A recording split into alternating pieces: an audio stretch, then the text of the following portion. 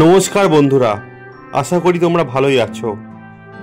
আমি জানি তোমরা মায়াপুর অনেকবার ঘুরেছো, তবু আমি নিজের মতো করে আজকে তোমাদের কাছে মায়াপুরের রাতের পরিবেশটা তুলে ধরব। মায়াপুর এরিয়াটা বিশাল বড়। তোমরা যদি মায়াপুরের সন্ধ্যাটা এই মন্দির চত্বরে কাটাতে চাও, কিভাবে কাটালে ভালো হবে সেই ডিটেলসটাই তোমাদের বলবো। তোমরা ভিডিওটা সম্পূর্ণ দেখো। প্রথমেই 1 নম্বর গেট থেকে ভিতরে প্রবেশ করবে, তবে হ্যাঁ, তার আগে কিন্তু তিলক অবশ্যই পরা চাই। ঢোকার মুখেই মাসিরা এইভাবে তিলক পরিয়ে দেবে। তোমরা ইচ্ছা মতো 5 টাকা 10 টাকা দিতে পারো, সেটা ইচ্ছা মতো। এটা একটা অন্য ধরনের ফিলিংস বা আনন্দ বলতে পারো। আমরাও তিলক পরে ঢুকে গেলাম। হরে কৃষ্ণ। ভিতরে ঢুকেই বাঁদিকে শুনতে পেলাম কৃষ্ণ ভজন। এখানে কিন্তু 24 ঘন্টা হরিনাম সংকীর্তন হয়, ননস্টপ, একটি বারের জন্যও কিন্তু থামে না।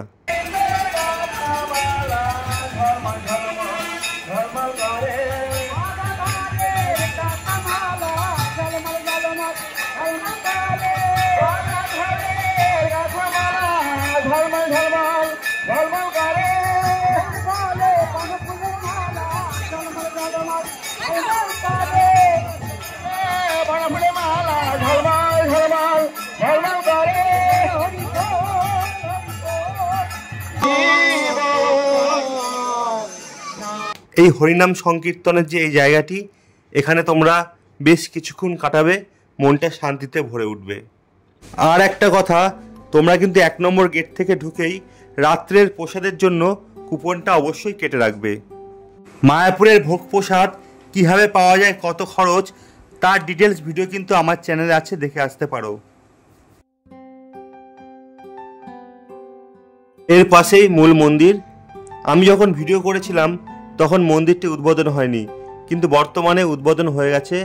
তোমরা এই মন্দিরে ঢুকে বেশ কিছুক্ষণ সময় কাটিয়ে আসবে। তারপর এই মন্দির থেকে বেরিয়েই বাঁ দিক ধরে সন্ধ্যার মার্কেট ঘুরবে। এখানে অনেক কিছু ঠাকুরের জিনিস পাবে পছন্দ মতো জামা কাপড়। তোমরা চাইলে কাউকে যদি গিফট করতে চাও, এই মায়াপুরের জিনিসপত্র এখান থেকেই কিনে নিতে পারো। আমি বলবো এখানে যে খুব বেশি দামি বা খুব বেশি সস্তা কোনোটাই নয়, সবকিছু অ্যাভারেজ।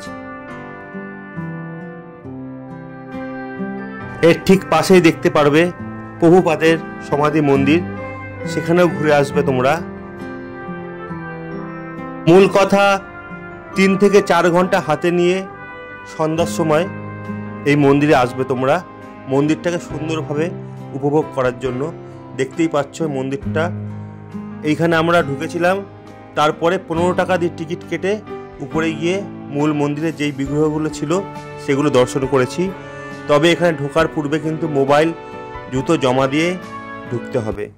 হ্যালো বন্ধুরা, আমি রয়েছি মূল মন্দিরের পাশে। আপনারা দেখছেন মায়াপুরের রাতের পরিবেশ। দেখতে পাচ্ছ কি সুন্দর শ্রীকৃষ্ণের ছবি দেওয়া জামা।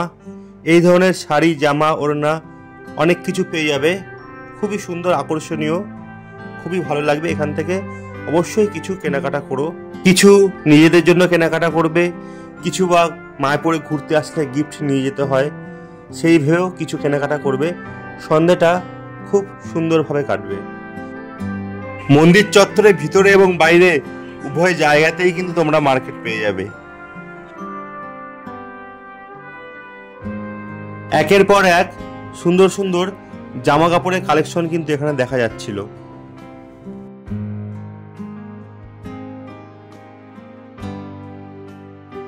এছাড়াও এখানে কিনতে পারবে করতাল, শ্রীকৃষ্ণের ছবি, মূর্তি, প্রভুপাদের ছবি, রাধা কৃষ্ণের ছবি, বিভিন্ন মূর্তিও দেখতে পারবে। ননীগোপালের মূর্তি পাবে। এখানে পেয়ে যাবে পিতলের ঘণ্টা, কাঁসার ঘণ্টা, ধূপকাঠি রাখার স্ট্যান্ড, সাদা চন্দন, লাল চন্দন, আরও যাবতীয় পুজো সামগ্রীও কিন্তু এখান থেকে কিনে আসতে পারো। আমাদেরও বেশ অনেকটাই কেনাকাটা হলো। এবার আমরা এখান থেকে বেরিয়ে পড়ব। প্রভুপাদের মূর্তি বসানো যে মন্দিরটি, প্রাচীন মন্দিরটি, আমরা সেখানেই প্রবেশ করব। ঠিক বাইরেই কিন্তু এখানে পূজার প্রসাদ সামগ্রী বিক্রি হয়, এখান থেকে তোমরা বাড়িতে কিনে নিয়ে আসতে পারো। এই জায়গায় কিন্তু গীতা বিক্রি হচ্ছিল, চটি গীতা বা মোটা মোটা গীতা, বইগুলো আমি দেখছিলাম।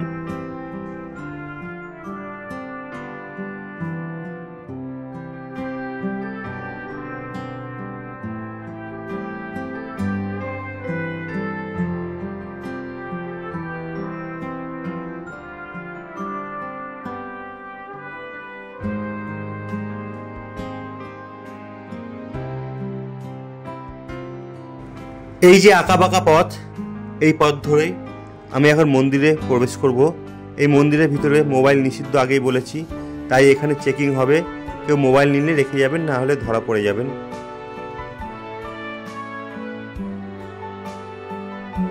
এই মন্দির থেকে বেরিয়ে কিছু খাওয়া দাওয়ার জন্য আমরা এগোলাম। তোমরাও কিন্তু ঠিক এইভাবেই মন্দির দর্শন করার পরে কিছু টিফিন করে নেবে।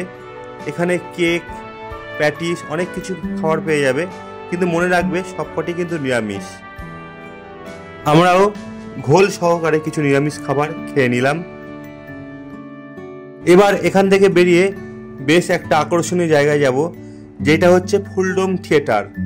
সেখানে শ্রীকৃষ্ণের উপর থিয়েটারে অনেক কিছুই আপনাদের দেখাবে, অনেক কিছু জানতে পারবেন। এই যে সেই থিয়েটার, এই থিয়েটারের উপর একটি পূর্ণাঙ্গ ভিডিও আছে আমার চ্যানেলে, সেটাও আপনারা দেখে আসতে পারেন। মাত্র 50 টাকার টিকিট, 360 ডিগ্রি অ্যাঙ্গেলে এখানে শো দেখানো হয়। পুরো আকাশটা, সৌরজগৎটা তোমাদের চোখের সামনে কিন্তু ভেসে উঠবে। সেখানেই শ্রীকৃষ্ণের জীবনী, বাণী, অনেক কিছুই দেখতে পারবে, খুব ভালো লাগবে। এই থিয়েটারটা, শোটা কিন্তু মিস করবে না। এই শো দেখেই বেরিয়ে তোমরা গদা ভবন, গীতা ভবন, যেখানেই টিকিট কেটে রেখেছো সেখানে গিয়ে রাতের প্রসাদ গ্রহণ করবে। তো এভাবেই সুন্দরভাবে গুছিয়ে উঠবে তোমাদের মায়াপুরের সন্ধ্যার পরিবেশ। মূল কথা, মায়াপুরে সন্ধ্যায় প্রবেশ করেই প্রথমে কীর্তন দেখে নেবে, তারপরে কিছু কেনাকাটা করে তোমরা চলে যাবে প্রাচীন মন্দিরে এবং নতুন মন্দিরে। সেখানে দর্শন করার পরে কিছু নিরামিষ খাওয়া দাওয়া বাইরে খেতেও পারো, নাও খেতে পারো। তারপরে সেখান থেকে ফুলডোম থিয়েটারে শো দেখে নেবে।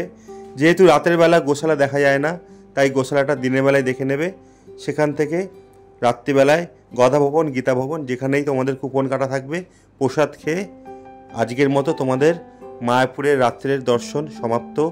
ভিডিওটা ভালো লাগলে লাইক করবে, কমেন্ট করবে, কোনো ভুলকুটি হলে কমেন্ট করে অবশ্যই জানাবে। তো বন্ধুরা, ধন্যবাদ, ভালো থেকো, হরে কৃষ্ণ।